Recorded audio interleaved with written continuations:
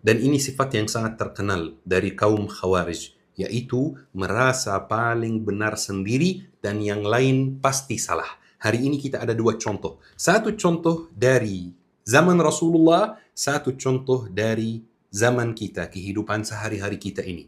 Contoh yang pertama, ketika Rasulullah SAW di satu saat menyelesaikan sebuah ghazwah, biasanya ada beberapa barang yang ditinggalkan oleh musuh. Barang tersebut di dalam Islam namanya harta rampasan perang.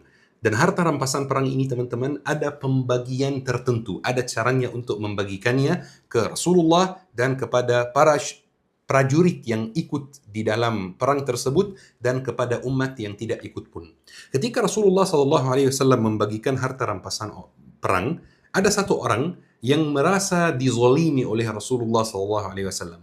Merasa pembagiannya tidak adil. Maka dia berteriak di dalam masjid, "Ya Muhammad, i'dil fa innaka lam ti'dil." Wahai Muhammad, bersikap adillah karena engkau wahai Muhammad tidak bersikap adil.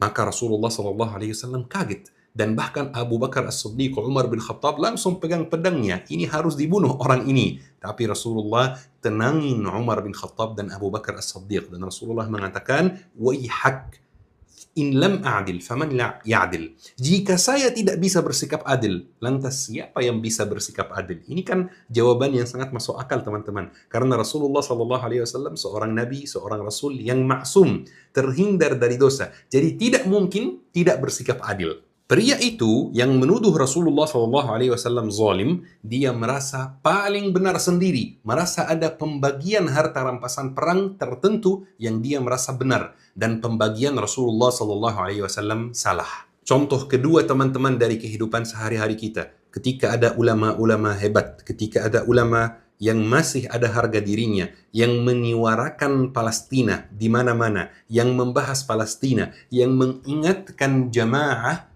tentang Palestina, langsung dituduh oleh kaum Khawarij modern sebagai ustaz syubhat, ustaz bid'ah, ustaz hizbi, ustaz haraki. Padahal teman-teman yang dibahas adalah Palestina, yang dibahas adalah anak-anak yang dibantai, yang dibahas saudara-saudara kita yang kelaparan, yang dibahas wanita-wanita yang diperkosa. Bukan soal amalan ustaznya, bukan soal bid'ah atau bukan soal hizbi, tapi mereka tetap menuduh seperti itu. Harusnya bersatu dulu teman-teman, tapi karena mereka merasa paling benar sendiri, maka mereka tetap menyalahkan ustaz-ustaz, ulama-ulama yang menyuarakan Palestina.